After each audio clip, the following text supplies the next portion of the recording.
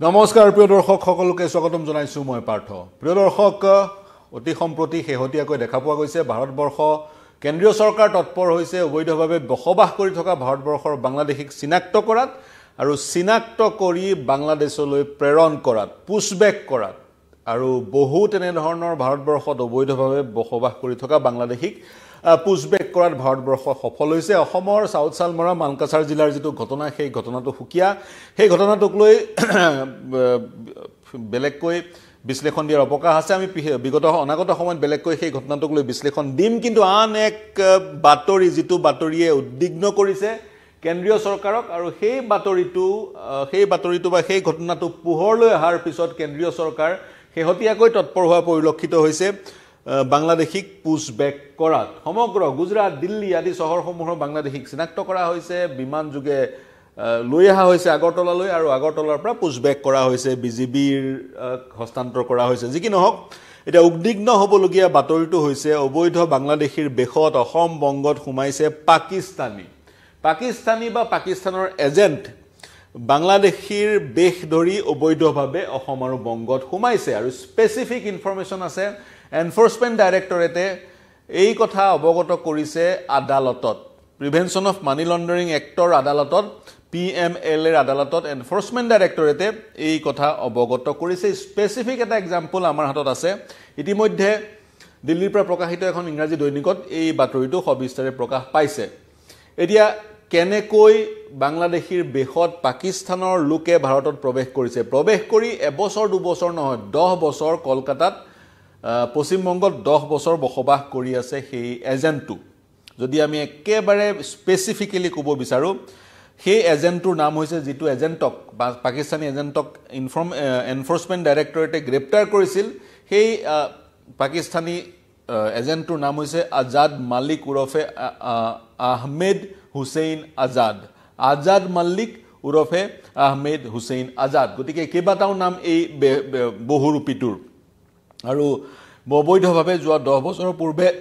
ভাৰতবৰ্ষত প্ৰৱেশ কৰিছিল বংগত প্ৰৱেশ কৰিছিল আৰু এনফোৰ্সমেন্ট ডাইৰেক্টৰেটে সন্দেহ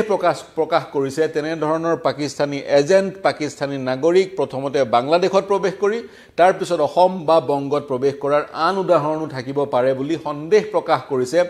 এনফোৰ্সমেন্ট ডাইৰেক্টৰেটে এতিয়া ঘটনাটোলৈ আহো এপ্ৰিলৰ 15 তাৰিখে এনফোৰ্সমেন্ট ডাইৰেক্টৰেটে ৰেড কৰি নৰ্থ 24 পৰগনা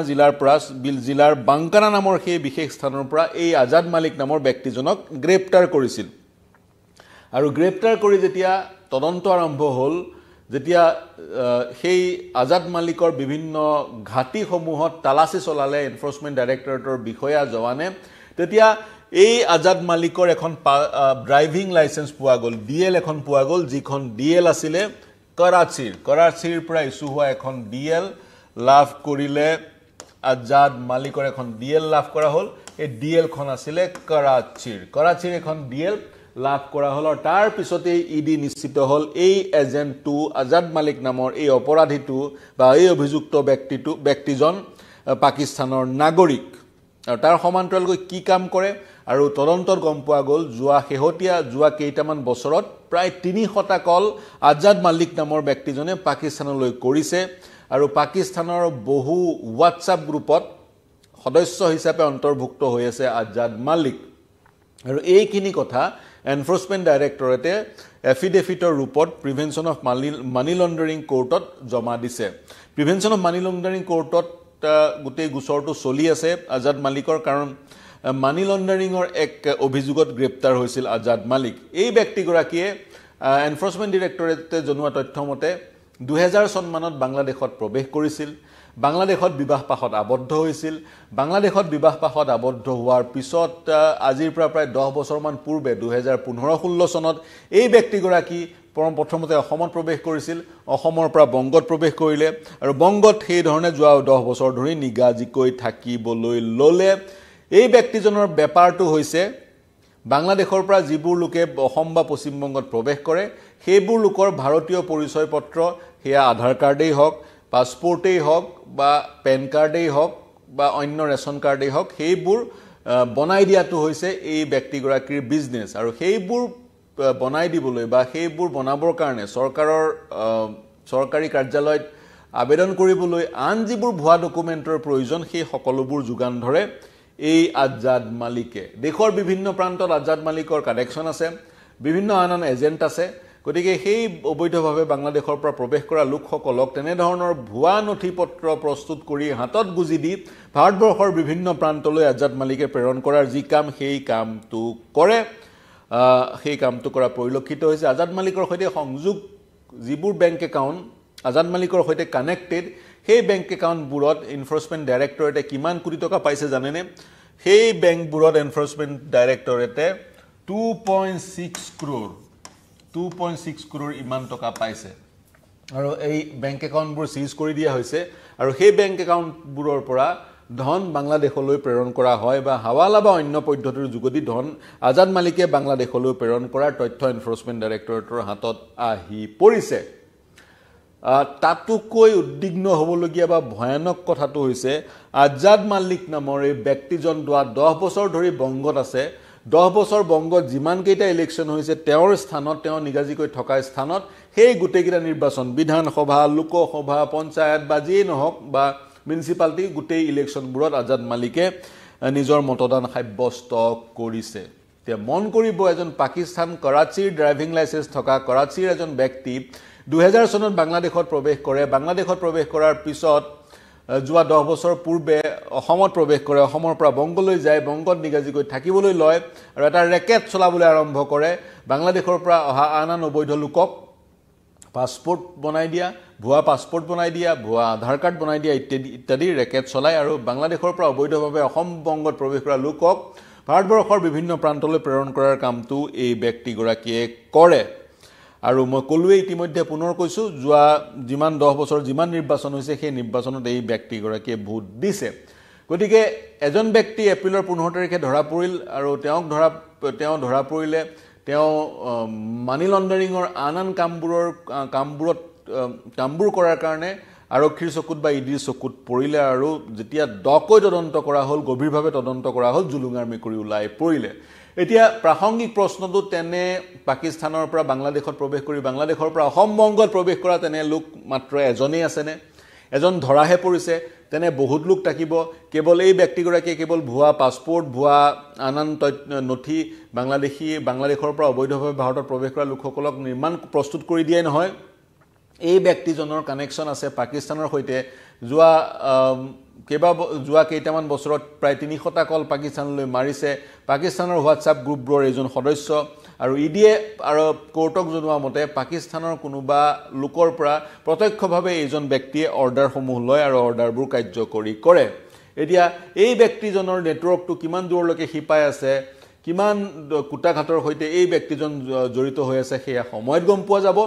কিন্তু এনে ধৰণে বাংলাদেশৰ পাকিস্তানৰ পৰা বাংলাদেশ হৈ বহু লোক অসমত বা ভাৰতবৰ্ষত বা বংগত বা ভাৰতবৰ্ষৰ আন প্ৰান্তত প্ৰৱেশ কৰাৰ সম্ভাৱনা আশংকা কিন্তু ব্যক্ত কৰিছে এনফৰ্চমেণ্ট ডাইৰেক্টৰেটে আৰু সেই আশংকাৰ প্ৰভাৱ হিচাপে কেন্দ্ৰীয় চৰকাৰে তৎপৰতা প্ৰদৰ্শন কৰিছে ভাৰতবৰ্ষৰ বিভিন্ন ঠাইত থকা বাংলাদেশীবোৰক পুছবেক কৰা অবৈধভাৱে বসবাস কৰি থকা বাংলাদেশীবোৰক পুছবেক কৰা যিবোৰ বাংলাদেশীয়ে ভিজা লৈ অৰ্থাৎ ভাৰতবৰ্ষৰ যিটো দূতাবাস আছে উচ্চ আয়ুক্তৰ কাৰ্যালয় আছে ঢাকাত সেই দূতাবাসৰ পৰা ভিজা লৈ অৰ্থাৎ ভাৰতৰ অনুমতি লৈ যিসকল লোকে ভাৰতবৰ্ষত প্ৰৱেশ কৰিছিল তেওঁলোকক যিমান দিনৰ ভিজা দিয়া হৈছিল তাতকৈ যদি বেছিকৈ অতিৰিক্তভাৱে তেওঁলোক ভাৰতত আছে ভিজাৰ মিয়াদ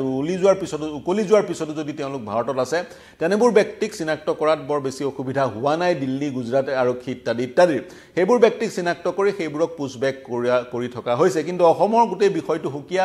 অসমত অবৈধভাৱে বসবাস কৰি থকা বাংলাদেশীবোৰ ভিজা লৈ অহা নাছিল কাটাতাৰ পাৰ হৈ আহিছিল বা কোনো ধৰণৰ অনুমতি নোলোৱাকৈ আহিছিল ইয়াত নিগাজিকৈ থাকিব ললে ভাৰতৰ পৰিচয় পত্ৰ তেওঁলোকে ললে ঘুষ দি বা অন্যান্য প্ৰক্ৰিয়াৰ যোগেদি তাৰ পিছতে ইয়াতে নাগৰিকত্ব সাব্যস্ত কৰাৰ এক প্ৰক্ৰিয়া আৰম্ভ হ'ল সেইবোৰক কিন্তু ইমান সহজে পঠিয়াব পৰা হোৱা নাই এই বিষয়টোত আন এক বিশ্লেষণ আগবঢ়াম আমি মূল বিশ্লেষণটোলৈ পুনৰ যাব বিচাৰিছো বাংলাদেশীৰ বেশত ভাৰত আৰু বংগত প্ৰৱেশ কৰিছে পাকিস্তানী এপ্ৰিলৰ 15 তাৰিখে নৰ্থ 24 পৰগনাৰ পৰা উত্তৰ 24 পৰগনাৰ পৰা তেনে এজন ব্যক্তি গ্ৰেপ্তাৰ হৈছে তেনে এজন ব্যক্তি অন্যটা গোচৰতে গ্ৰেপ্তাৰ হৈছিল কিন্তু তদন্ত গভীৰকৈ কৰাৰ পিছত জুলুঙাৰ মিকুৰি ওলাই পৰিল সেইজন ব্যক্তিক এক প্ৰকাৰ এজেন্ট পাকিস্তানৰ এজেন্ট হিচাপে যোৱা 10 বছৰ ধৰি সক্ৰিয় হৈ আছিল বংগত বা অসম প্ৰান্তত গতিকে যাৰ তাৰ পৰিপ্ৰেক্ষিততে বিভিন্নজনে ক'ব বিচাৰে ভাৰতবৰ্ষই পুছবেক যি নীতি সেই নীতিত তৎপৰতা প্ৰদৰ্শন কৰিছে বা তীব্ৰতৰ কৰি তুলিছে প্ৰিয় দৰ্শক এই বাতৰিটোৱে শিৰোনাম দখল কৰিছে দিল্লীৰ সংবাদ মাধ্যমত বা দেশৰ আগশাৰীৰ ইংৰাজী দৈনিক বাতৰি কাকতসমূহত গতিকে এই বাতৰিটোৰ কিছু বিশ্লেষণ আপোনালোকক আগবঢ়ালো কিছু তথ্য আপোনালোকক জনালো সঁচাকৈ উদ্বিগ্ন বা চিন্তিত হোৱাৰ কাৰণ যদি পাকিস্তানৰ এজেন্টে বাংলাদেশখনক বাফাৰ কাণ্ট্ৰি হিচাপে ব্যৱহাৰ কৰি ভাৰতত প্ৰৱেশ কৰে ভাৰতবৰ্ষৰ কাৰণে উদ্বিগ্ন হোৱাৰ কাৰণ গতিকে এতিয়া ভাৰতবৰ্ষ এজন ধৰা পৰিছে যদিহে আন তেনে ধৰণৰ এজেন্ট ভাৰতবৰ্ষত সক্ৰিয় হৈ আছে সেইবোৰ এজেন্টক কেনেকৈ চিনাক্ত কৰি বাংলাদেশলৈ প্ৰেৰণ কৰে সেয়া লক্ষণীয় হ'ব প্ৰিয় দৰ্শক এই বিশ্লেষণ কেনে পালে জনাব এনে ধৰণৰ চিন্তাৰ বিষয়সমূহক কেনেদৰে মোকাবিলা কৰিব লাগে ইয়াৰ সমাধান সূত্ৰ ক'ত আপোনালোকৰ পৰা জানিব বিচাৰিম মন্তব্য কৰিব প্ৰতিক্ৰিয়া প্ৰকাশ কৰিব এই বিশ্লেষণ কেনে পালে জনাব মন্তব্য প্ৰতিক্ৰিয়া প্ৰকাশ কৰিবলৈ আমাৰ ইউটিউব চেনেল আৰু ফেচবুক পেজত প্ৰৱেশ কৰি কমেন্ট সেকশনত মন্তব্য কৰিব আপোনালোকৰ মন্তব্য আমাৰ কাৰণে চালিকা শক্তি আহ্বান জনা মন্তব্য কৰি থাকিবলৈ আমাৰ সৈতে কানেক্ট হৈ থাকিবলৈ কেৱল এই বাতৰিয়ে নহয় দেশ বিশ্ব ৰাজ্যৰ সকলো বাতৰি ৰিয়েল টাইমত পাবলৈ হলে সাবস্ক্ৰাইব কৰিব আমাৰ ইউটিউব চেনেল নতুবা ফলো কৰিব ফেচবুক বা ইনষ্টাগ্ৰাম পেজ এতিয়ালৈ এৰিছো ধন্যবাদ